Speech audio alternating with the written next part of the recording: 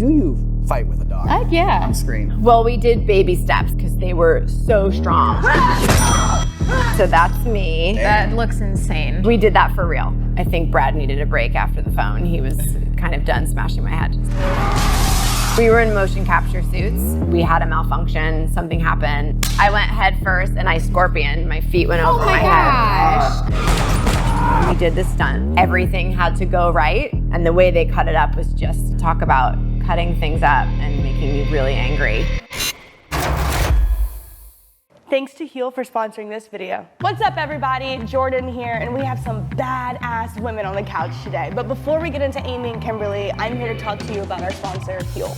Do you know what my biggest problem nowadays is? Time. I don't have time for those after-workout smoothies, for that after-workout breakfast. One of the biggest things that people lack in their daily diet is protein. But when it's super easy to drink like this, it's 22 grams right off the bat. So one of my favorite things is that it's 100% vegan, and they're using pea protein. It contains 27 essential vitamins and minerals. They're plant-based and gluten-free. It's a super easy source of fiber, and they're made with all natural ingredients. They have 8 different flavors, and some of my favorite flavors are banana, berry, cinnamon roll, and iced coffee. I absolutely love coffee, so the iced coffee caramel is my favorite. I think it's time that you go find out for yourself. If you click the link in the description below, you can get started with your own package of ready-to-drink Huel. It even comes with a guide and a t-shirt to get you started. Thanks to Huel for sponsoring this video, and thank you guys so much for listening. Now let's get into Stuntwomen React. Woo! Woo!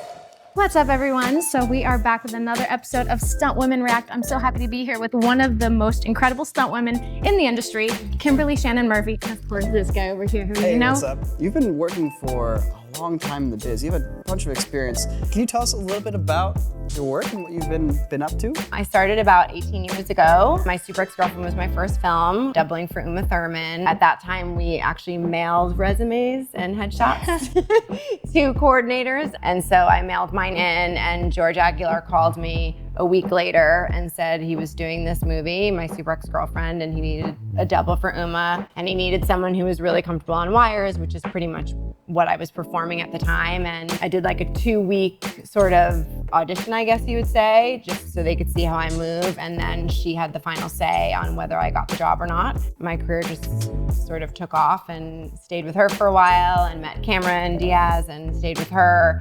Then here I am. That's awesome. So we have a lot of really amazing clips to show today. And you know, there's one I really want to just jump in on it right away. And it's the brutal ending fight scene from Once Upon a Time in Hollywood. Yes. So good. You were in this, aren't you? I was, yes. We rehearsed this scene for 3 months. Wow. Oh, wow. The reason being was because of the dogs. Had you worked with dogs before? I've never done anything like that. Not pit bulls. We actually rehearsed for 3 months in the space with the dogs. And we had an idea of what the scene was gonna be, but Quentin hadn't really decided who was going to do what. When he's into the scene is when he sort of decides what is exactly gonna happen in the scene. So we all trained with the dog. So I did bites and I did all the things so that if he was to say, okay, actually I think we're gonna have Kim, you know, the dog go to Kim, we were all ready for that. How do you fight with a dog on screen? Well, we did baby steps. And so first we just learned to kind of tug with the dogs, you know, with a tug toy. So we had 3 pit bulls. One was Brad's that we didn't do anything with because it was his dog that he worked with throughout the whole movie. So that dog was never supposed to ever be around attacks, see attacks or anything for obvious reasons because it was his dog. That dog had a double that did small, not so violent attacks that we used to kind of start doing things with. In the beginning, there's a crotch bite. So we used the more tamer dog to start doing it with. And then Sir, which is the really violent dog, which is who we did all of the attacks with. He's the one who's in all of these scenes. We eventually did it just with him. but it was a gradual process, which is why we rehearsed it for so long. We would put music on, like we would add all these elements into the scene so the dogs would get used to it. Then we would put like a mask on so they would get used to seeing us with blood on our face. And then we would do it with the lights off. So it was like all of these little things we were doing to add into the scene on a daily basis so that when we got into it, the dogs weren't overwhelmed or confused, or all of a sudden the lights were off and the music was playing and blood everywhere and people are screaming. So we had to introduce that to them slowly so that they wouldn't freak out, because once they were attacking you, if they get distracted and come off of you, they could go somewhere else.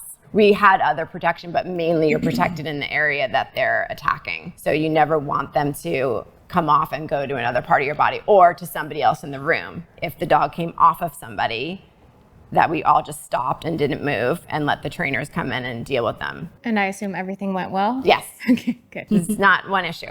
Wonderful. Yeah. The dog is playing as far as the dog is concerned, but you do not want to ever get bit by a pit bull. I will tell you that right now. We had almost like cast-like things that we put over our arms, and I would still come home with bruises and bumps and blood because they were so strong. And I literally had the dog drag me across the room, but the trainers were so good and could get the dog off us in 2 seconds, and it was so well done and rehearsed and prepared, and everyone did an amazing job. And then we did this for real. So that's me. That looks insane. And we did that for real. Okay, so Ouch. when you say for real, was there padding, like, That looks like Now a body. this is a dummy. okay. And then that's me. When he throws her away, that's me. Yeah. So vicious. Okay, first of all, did you have a headache? And second of all, what things were padded and how did you cheat all of this? The phone was, it was a rotary phone. So that the two things that come out of that type of phone, that was foam. Everything else was real and scored. So the inside of the phone was stripped and they put foam on the inside of the phone. But the outside of the phone was the outside of the phone. So the sound that you hear was actually real. Did you have any sort of like padding on your wig, or were you just hitting your forehead? I was hitting my head. Is this a situation where Brad Pitt's just kind of putting his hand on your hair and you're actually doing all the driving motion? We did a little bit of both. Did your neck hurt? Like how was it more vicious than it felt, or a little whiplash? Well, he does we had so much blood on us. So, it wasn't until we wrapped that night that I, could tell. But, I've had so many concussions and so many things that I'm very aware of what, I was fine. But I knew that I was going to have a bump on my head. And, obviously. So this is a situation where you're going in and this is kind of like a send it moment, right? Where it's just like, you're going to smack your face into this phone and you're going to do it 5 takes. And that's going to be it. You're not cheating at all. A lot of people, when they like smack their heads, they do kind of like this, right? Or they have a little bit of shoulder involved. If you see, my hands are completely free. I didn't use my hands at all. So there was no like bracing myself. But yeah, we did it. The glass was glass. So that's real glass breaking right there? It was candy glass, yeah. How many times did you do the glass? Probably 4. He wanted it really specific. You see, I hit him right in the crotch. The second one. He was very specific about wanting that. And same thing like with the glass poster, is that like, are you driving yourself there, or is it like kind of a combination of you and Brad? That was not Brad, that was Zach. Oh, as a stunt person. Yes, that did that with me. I think Brad needed a break after the phone. He was kind of done smashing my head. So I did that with it. I did that with his stunt double. And it was the same thing. Yeah, just smashing into the glass. I mean, it's candy, so and then they put a film over it, which is why it doesn't come out. Candy glass is still sharp, right? Oh, you can get stitches from it. Really? Yeah, I've gotten stitches from candy glass. But because it had a film over it, it's kind of hard to. If you go through it and you land on it, it's a Tomorrow, we are releasing a groundbreaking short. It's called Anime Rock, Paper, Scissors. Shoot!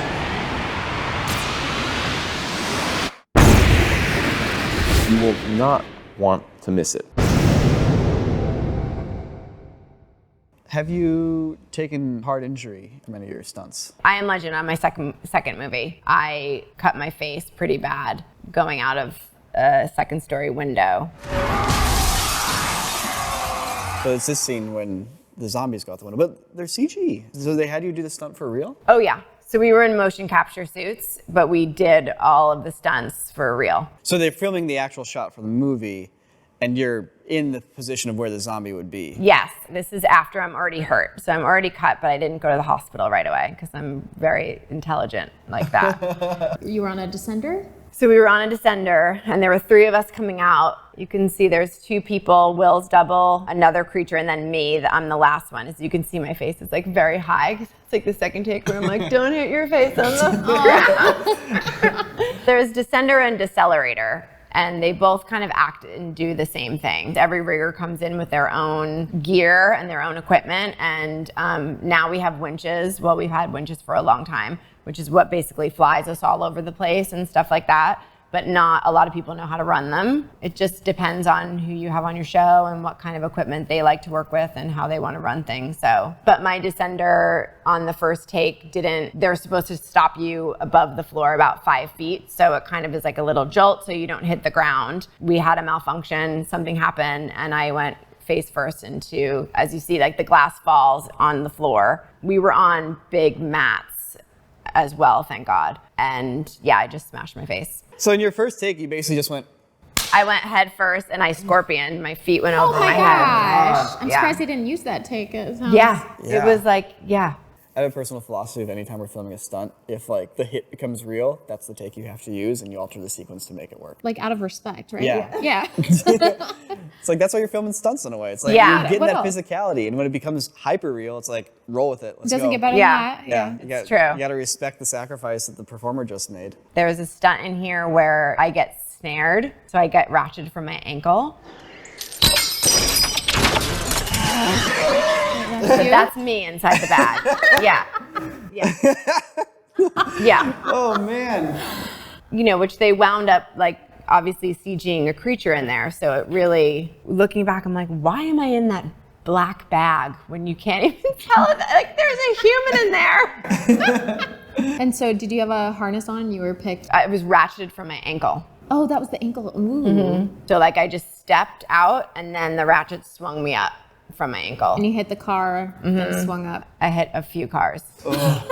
Yeah. Ouch. So either you're being hand pulled, which is actually someone hand pulling you, and usually they'll stand on like a ladder. Sometimes there's 2 of them standing on a ladder holding the other side of your rope, and they literally jump off the ladder and yank you, and that's a hand pull. Or you can be on a ratchet, which is basically like air, and they push a button and it just yanks the crap out of you, which gives you it's more of a dramatic kind of yank than a hand pull. So it depends how far you're going, how gnarly they want it to look, like what the purpose of it is. And then they'll decide what they're gonna use, basically. And this was a ratchet. This is a ratchet, yeah. You know, with that said, we take a certain risk doing what we do, and no one's out to hurt anybody. And we, especially when you're doing a big action film, you have the best of the best people working on it. Things malfunction and things happen, and you know, that's part of the risk we take in our job. Obviously, you all know you should subscribe at this point. If you haven't subscribed, I don't know what you're doing, because we're here with awesome people all the time doing awesome things. Why would you not subscribe? Just subscribe, please. Thank you. Bright was we did a cool stunt to break down actually. That was actually Netflix's first feature film that they did. I doubled Lucy Fry, and we did this stunt, talk about cutting things up and making me really angry. Oh no. You can see me rehearsing it, and then you can see what they actually put in the film. We shot it with 6 cameras. I did it 22 times. Oh my God. Why? You have 6 cameras. You don't need to do it 22 times. And it was like one of those things. So the stunt was, we're in this gas station, the ceilings are 12 feet high. This car comes like crashing through the glass, and she basically jumps over the car, goes upside down over the car, grabs the gun behind her and does a flip. So I had 4 people on my line, and everybody was doing something different. So I was in a gooch wrap, which is what we call it, which is when the wire, they put it going around you this way, which just helps you navigate you to flip. And that's the girl, technically that's Michaela again, on the other side, but there's supposed to be a car under me. right? So clearly I'm not high enough to clear a car. But the ceilings were so low in the gas station that it was really tricky to just figure out how I basically had 3 feet in between the ceiling and the hood of the car. It was just kind of one of those things where everything had to go right because everyone was pulling, like one person was lifting me off the ground, another person was flipping me over, and another person was helping me do the backflip. So actually by take 3, I'm like, are we good? It's kind of one of those really sketchy things. And the way they cut it up was just, you couldn't even see that we actually even did the stunt. And that's why we filmed the rehearsals. So that we have something to show for all of our bruises and concussions. Yeah. They're missing the length of your body and the arc, which is beautiful. Yeah, that's the part that when they kind of came around, I feel like it lost it a little bit. Do you know what I mean? Yeah. It just looks like you're doing this. Yeah. That's all it is. It looks like I could have been hanging there. And then just drop down. Yeah, exactly. Filmmaking is one of those tricky things where you're working with a huge team. You could bring your best A game. If somebody else doesn't, your work doesn't shine. Yeah. It's really tough and can be really disheartening sometimes. Yeah, I've learned not to take it personally. Because in the beginning I was like, it was so amazing what I did and they didn't. And now I'm just like, whatever, I got the paycheck, I don't care. Got the paycheck and you filmed the rehearsal. Yeah, exactly. There's so much out there. I can't watch all the movies. I can't watch all the TV shows. I can't keep track of all the sick stunts. So please leave a comment below with a sick stunt from anything that's come out in the past 5 years that we may not have seen before. You said you've been in the industry for 18 years now. Have you seen a difference in being a part of stunts back then to now? Are there more safety precautions? There's more CG elements. What's kind of the difference between then and now? When I started, you kind of did everything. Everyone did everything. You could ride a horse. We did all the things. Now it's fights became kind of a separate thing. Things are more specialized now. Especially with the fights, I feel like it's more of a separate entity. And with the John Wicks and everything that have kind of taken off, it's kind of taken a life of its own in that sense. And that is the biggest shift that I feel like I've seen happen from the time I started. But are pads better now? Do you feel like more safety precautions have been introduced, or is it all very similar? I keep my pads from they don't make them like they used to. Oh, you have the good pads. I have the good pads that you pull out and you're like, you need to sew that. That's and I think that people have tried to start making them more women friendly, where they're a little bit more low profile. Yes. Women stunt performers have to deal with the fact that their characters oftentimes are showing more skin, are wearing tighter costumes. You can't deal with pads as easily. So you're just going out there, you're taking these hits with nothing to protect you compared to, a guy shows up and he's got his full armor kit on, Has that awareness shaped costumes or character design at all in this day and age? Or do you find that you're still doing just as many stunts, having to be like, well, tank top and shorts, let's go? Yes. If you're on a film where the actress is really conscious of that she's doing a lot of stunts and she's being protective of her double, that I have seen be something that will change things. Make sure we're in a long sleeve for this, or make sure we're in pants for this, so that we can pad up and be, have more protection for us. Yeah. Okay, this amazing episode has finally come to an end. It's been incredible getting to know some of the stories and behind the scenes stunts and really diving into the history of all of the incredible things you've done. I'm excited to see what you do next, Kimberly, where can we find your stuff if we wanted to follow you more? You could follow me on Instagram at Kimberly Shannon Murphy Stunts. Yeah, and feel free to DM me or anything about if you're interested in getting in the business. I'm always very open to helping people as much as I can. So, yeah. Good luck with those 800 DMs you're about to get. I know, right? Well, thank you so much. So long, everybody. See you for tomorrow's video on Sunday.